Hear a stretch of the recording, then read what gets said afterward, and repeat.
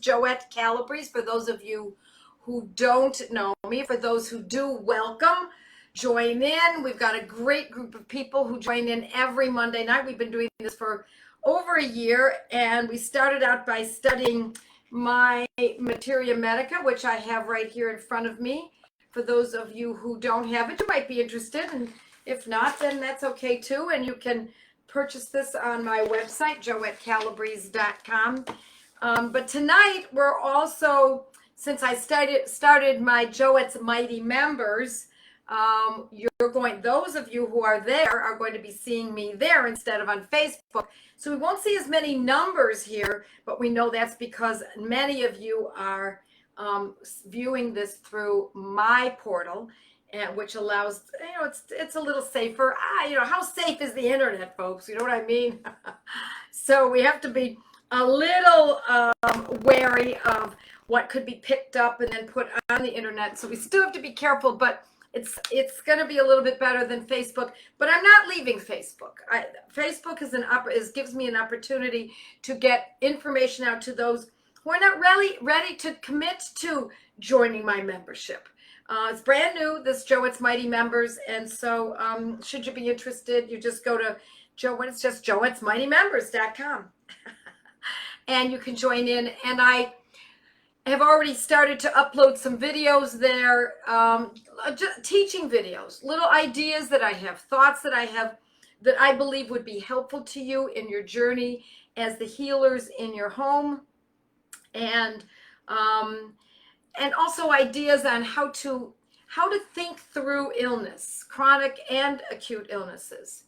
I think that knowing how to approach something demystifies it, because when we get sick, whether it's chronic or acute, it can be overwhelming and frightening. And I know what happens to me when I get sick, when I have an acute. I don't have chronic illness anymore. I have once in a great while, I have a small allergic response, nothing compared to the way it used to be for decades of my life. But I know how it can be, and my brain turns to mush, and that's exactly what we're going to be talking about tonight. When your memory is hellish, we go to Hellaborus, and that's how you're going to remember this. And so, more people joining in, Bel Air Beach, Mississippi, Florida, hello from Florida, California, Kentucky, Minnesota, Washington, Tennessee, Chattanooga, Alberta with a little Canadian flag. Hi, Carol. It's great to see. So tonight we're going to talk about, I'm actually going to read a good amount from my Materia Medica on Helleborus, spelled H-E-L-L, really easy to remember. When we were little, we were not allowed to say that word, so we would say H-E double hockey stick. That was a swear word when I was growing up.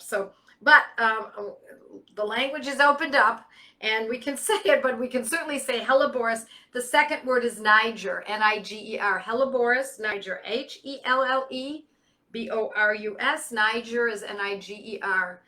And it is a wonderful medicine for mental confusion. So I want you to remember this. Commit it to your confused memory. But let me also tell you, it is for extreme mental confusion, but it's also for middle of the road mental confusion. Now, I always caution folks to think this way. Just because you know the medicine doesn't mean you treat the condition. Okay? Back up, take a look, take a breather, make sure you're doing the right thing, make sure you're on to the right idea, give it some time. If you're in a study group, one of my study groups, Gateway to Homeopathy, maybe talk to your friends there and kind of get maybe a little feedback. If you already have a group of people who you study homeopathy with, then ask them, or even someone who is not studying homeopathy, what do you think?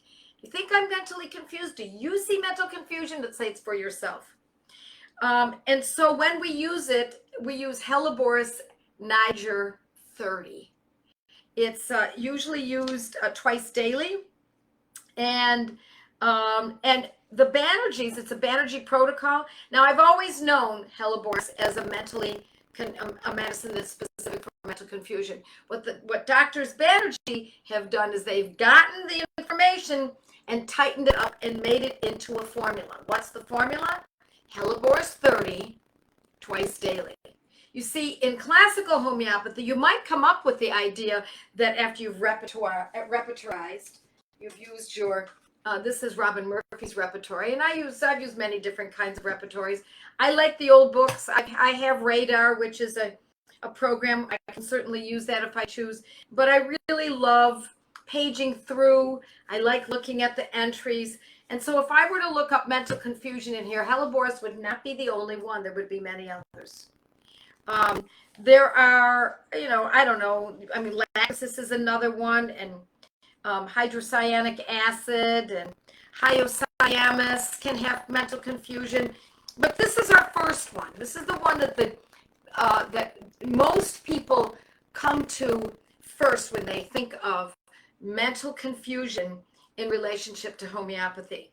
So a lot of times people tell me things like, or ask me, on my blog especially, well, I have Helleborus 200, or sometimes it happens here too. I don't have it in a 30, or I can only find it in a 6. Can I use that? And I always say, you can use whatever you like. But if you want to experience the kind of results that I have come to recognize as part of my practice and part of my teaching profession, then you might want to just follow the directions exactly. When you have absolutely no choice, someone is in dire straits, you only have this potency instead of that potency. And certainly, Helleborus is not necessarily one, it's not usually one of those situations because it's not generally for an acute, although I'm going to give you the exception. And in that case, then you could use what you've got. You get you use what you've got until you can get what you need. You use what you've got until you can get what you need. So purchase it. Own these medicines. Now that I've told you that Helleborus 30 is a great medicine for mental confusion, make sure you own that, because who knows when that could happen. So there is mental confusion is usually a chronic condition. It can be the beginning of Alzheimer's. It can be middle Alzheimer's. It can be late stage Alzheimer's. But it can also be when you are, when someone has had a head injury. Now, you don't automatically give it to someone who's had a head injury. You use it if there's mental confusion subsequent to a head injury. If the head injury was yesterday, then and you're noticing that there's confusion today, then you would start it today. You don't start it yesterday because you don't know that there will be mental confusion. There isn't always. It's not always there. It's also useful for a head injury a year ago, and ever since then, that person has had mental confusion. There can be a blank look on the face of someone who needs this medicine. It can be a time when you look at them, you ask them a question, you say something, and you can see that it's taking an inordinate amount of time for that person to respond. So I've used it for post-head injury situations, and I've also used it for Alzheimer's, and I've seen it do wonderful things if we catch it early enough in an Alzheimer's setting, and I've seen it do okay work in Alzheimer's where it just holds the person where they are and keeps the disease from progressing, which, by the way, is sometimes all we can do. Simple as that. If we can get a chronic condition that has a history for moving forward and progressing, and we stop that progression, I'm happy with that. Better that than drugs that may cause new conditions. In late stage Alzheimer's, I've also used it, and it helps the person become a little more aware. More time in which they are aware. There's a little less confusion. And what's interesting about this medicine is that it's very specific. They're worse between 4 and 8 p.m. Isn't that interesting? That's the sundowners time. for people with Alzheimer's. Now, if someone has mental confusion and it's worse between 4 and 8 and they don't have Alzheimer's, don't for a second extrapolate that information and allow yourself to believe that person is going to Alzheimer's if they're not. It does not mean that. It means that this medicine covers it. So I am going to read a little bit to you from it. It's going to be a little bit of reiterating, but it's good for me to make sure that I've covered my bases. Helleborus is used to treat mental conditions marked by lethargy, that's also part of this, and confusion, and for any severe inflammatory condition of the nerves, such as headaches, depression, digestive disorders, injury to the brain or spinal cord, brain surgery, encephalitis. You see how it's all about the brain, meningitis, and muscular weakness that progresses toward paralysis. There may be chewing motions, of automatic motions of one arm and a leg, and the person may be slow in answering direct questions while staring and appearing thoughtless. Involuntary sighing may also occur. My light in here is very bad. It's hard for me to read this. People needing this remedy typically appear confused, exhibiting slow mental process, which makes this a good choice in cases of dementia, of course. They suffer from grief, lack of concern, and depression. They may be unable to comprehend what is happening around them and are generally difficult to console. Symptoms become worse in the evening between 4 and 8 p.m. and improve with warmth, especially when the person is lying down and covered with comfortable blankets. So my mother had dementia, and it was vascular dementia. There's probably more to it than that. And it started many years ago. My mother just passed away Christmas Eve. And she was my charge, my husband and my charge. She lived with my husband and me, and we took care of her. And then we would go back north for a little while, for a couple months, and then my brother would take over. And then we would go back and forth. So she lived between my brother's household and my husband and my household. And I gave her this for a short while, and then I did not see much of a change. But that's when she was still living with my father, and before my father passed away. Once my father passed away and I had her completely in my charge, I started to employ using this. And what I found was it helped with what appeared to be depression in her sometimes. So she had late stage Alzheimer's by the time I got her. She was in a wheelchair. She needed to be fed. She was cared for completely by my husband and me and my brother when she was with him. And so we fed her and we dressed her and bathed her. And she spoke, but she didn't make an awful lot of sense. Sometimes she'd make sense for about a sentence or two, and it was like a little breakthrough. But when I started using this, I noticed it didn't eliminate her mental confusion. I believe the reason was because I had started so late. Because this had started so long ago in her life. It was before I truly had an understanding of how to use this medicine. I was still using the classical paradigm of choosing one medicine that covers the whole person.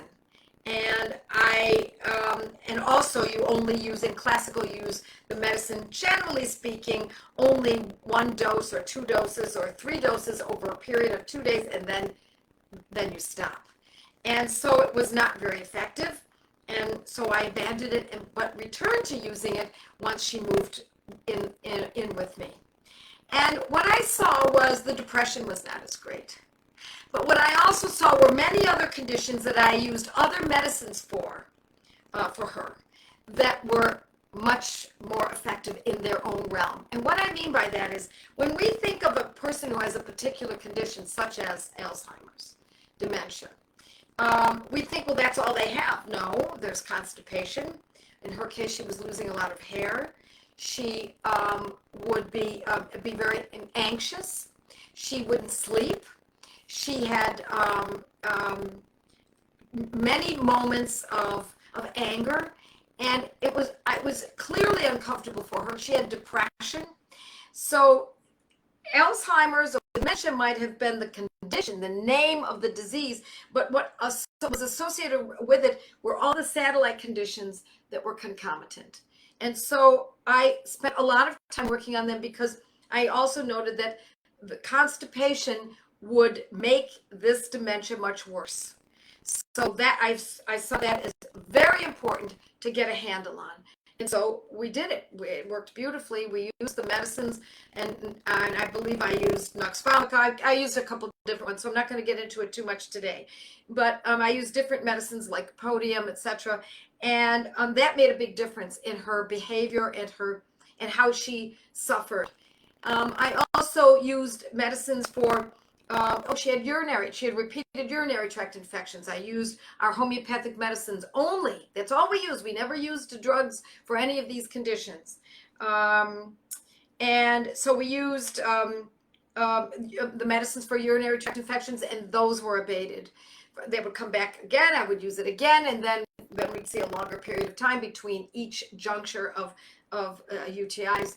I also used a medicine because her hair was becoming very, very thin. And she was getting thin. So I used medicines that were specifically for those as well. So in addition to Helleborus, I was using probably 4 or 5 other medicines on a consistent basis. She improved greatly once she was with me. I believe she did. She did not break through dementia. It remained till the end. She ended up dying of a stroke.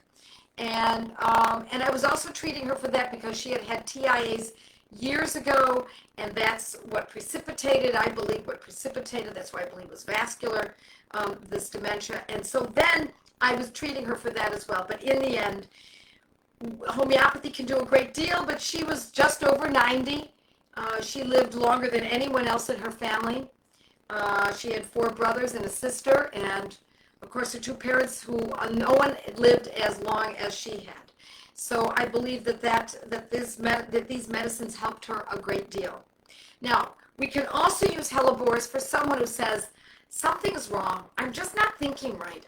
My memory is horrible without dementia. It does not mean the person's going into dementia, and don't think that way, folks. I want you to remember that just because you have the first step of what could potentially be this condition or this disease doesn't mean you're going to have the 2nd, the 3rd, the 10th, the 30th.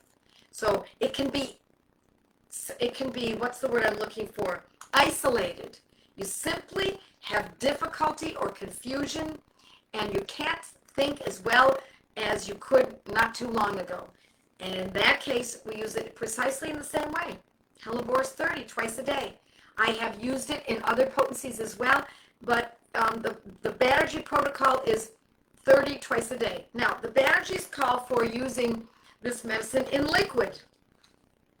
And I don't like to tinker with success. Excuse me, let me take a sip of water and I'll see where everybody else is.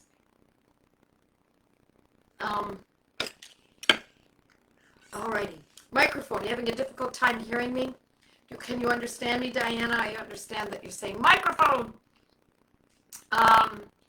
Alrighty. Perry, we have any trouble with this? Do you want me to turn off Resilia? Left-hand corner, down the left-hand corner. Yep. I'm sorry, right-hand corner of the left screen. Right-hand corner. Oh, I see. Okay, so I guess And click right mouse over Resilia. Okay, and we're going to exit it. Right. Okay, so it could be. I'm so sorry. I'm hoping it's better now. We're having some trouble with one of our programs. So, can Helleborus still be used even in late-stage dementia? Yes, it can. I used it in late-stage dementia for my mother. I did not expect her to break through, but I did see breakthrough moments. I did see her calmer. She would make better eye contact with me. Vibration in mic. Okay. I'm so sorry. I'm hoping that it's clear now. Please let me know. Is it better now? Not better.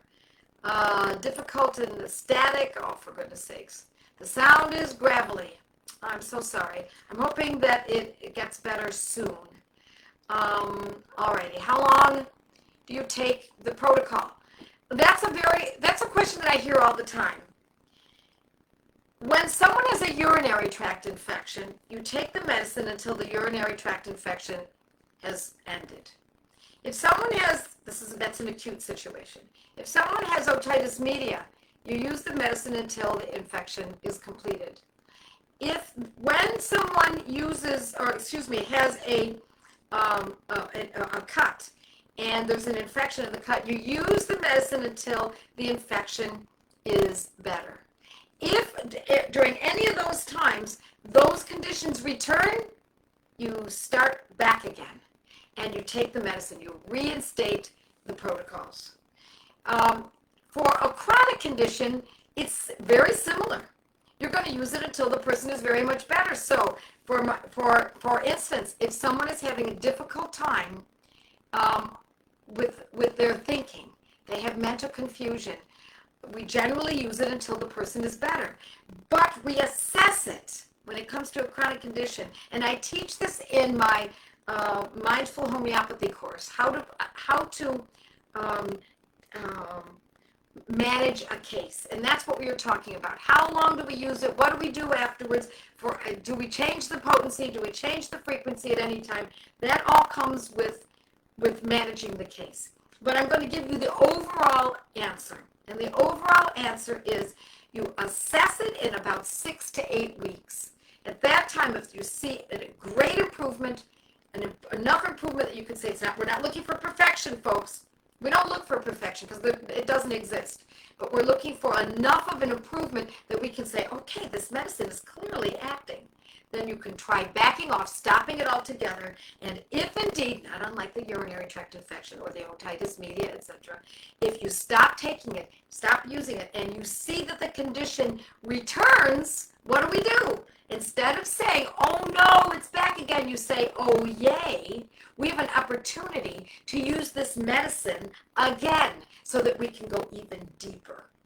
Because remember, homeopathy is not a medicine that's synthetic. It does not have side effects. It does not cause trouble. It uproots something.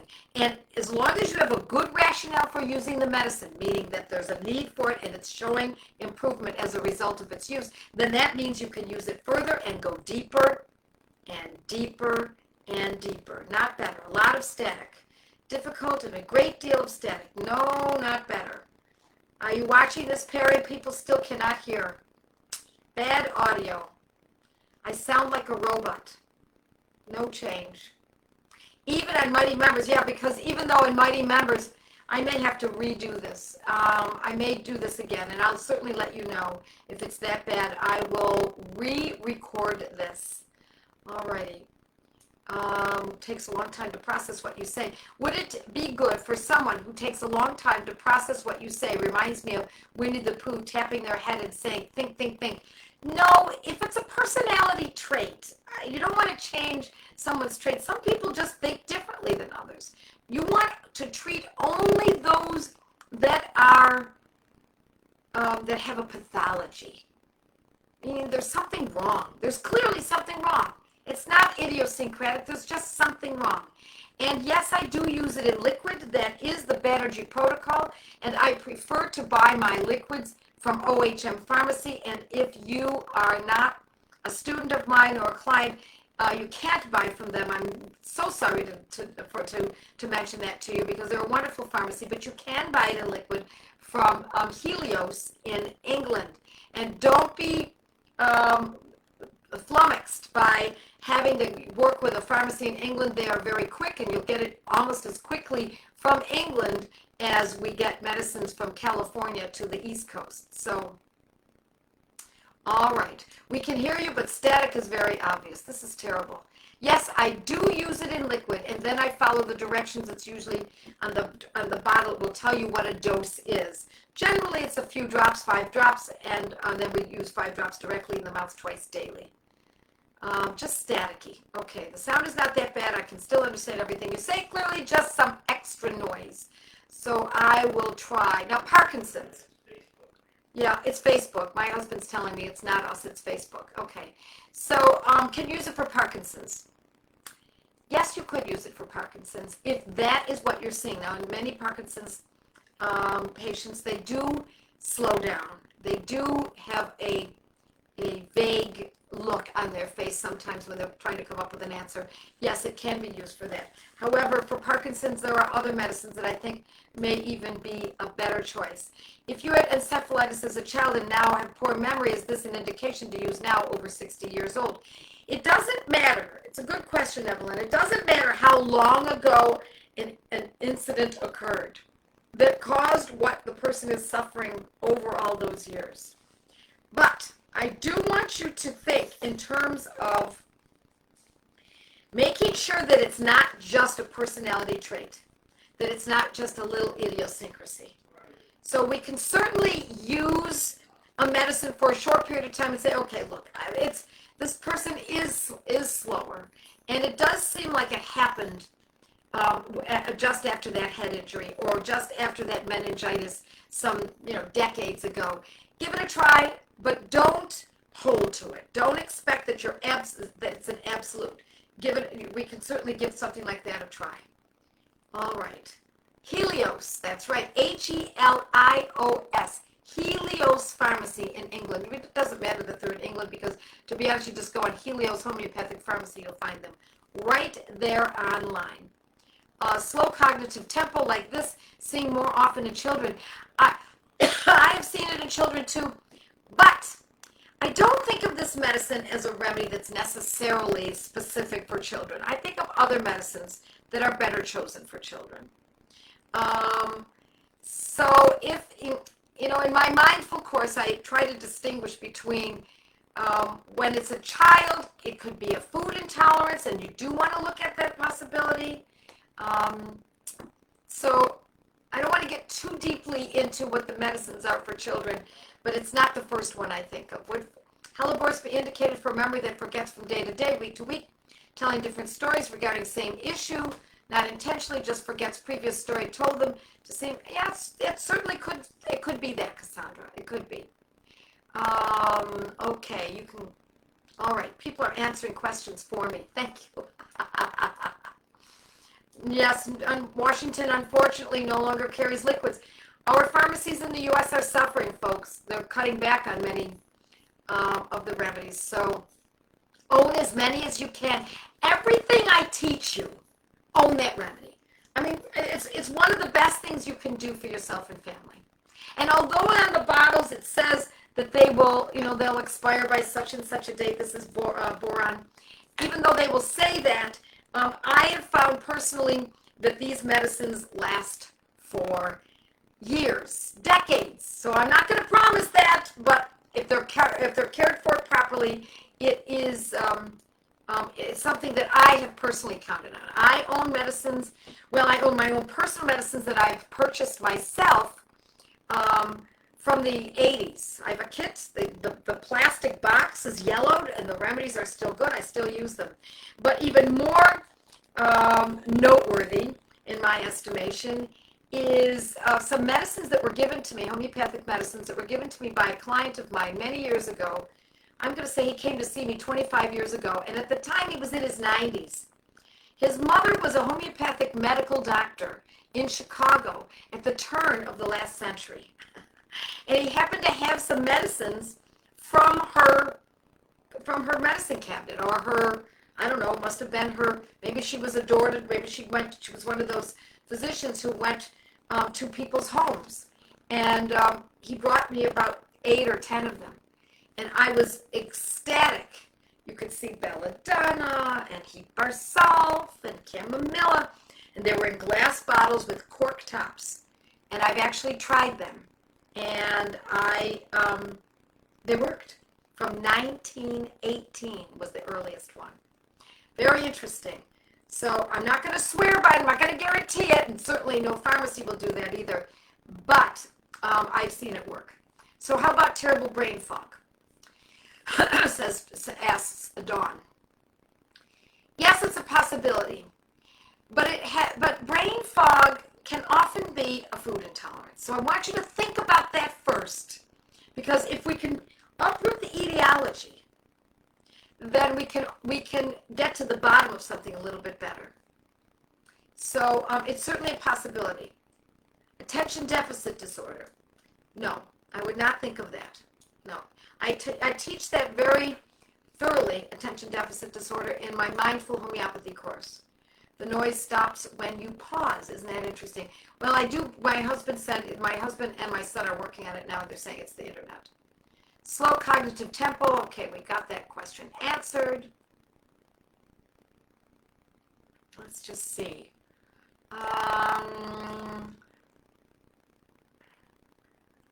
Okay.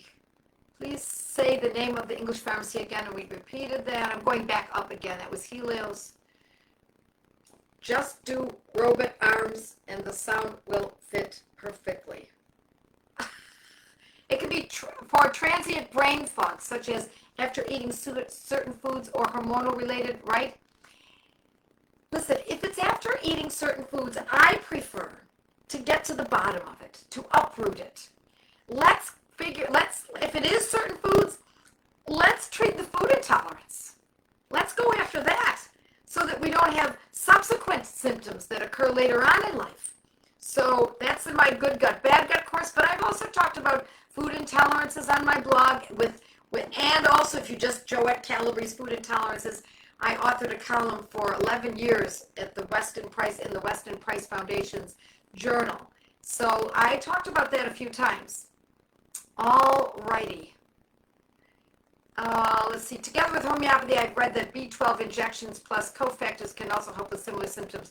I wouldn't get B12 injections. That's not I'm not crazy about B12 injections because I think in the long run they are not a good choice. I can still understand. Okay, here we go. We're talking about what you can hear and what you cannot hear. I'm going to go back down to the bottom and see if there's anything else.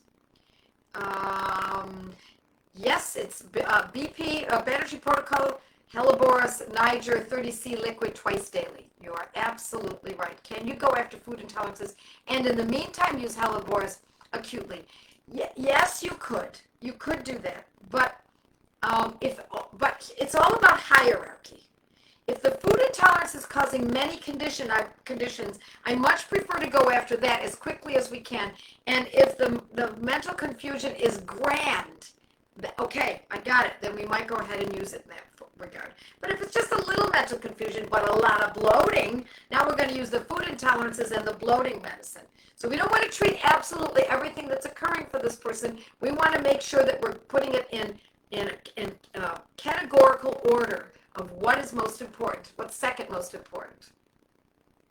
Would old liquid remedies still be good to use from the 1990s? Well, liquid, I'm assuming that you mean in tincture form. I would use them. I can't say whether or not they would be good. It would depend on how they were stored, how the pharmacy made them, etc. All righty. Okay, they don't usually last as long. Alcohol is always better.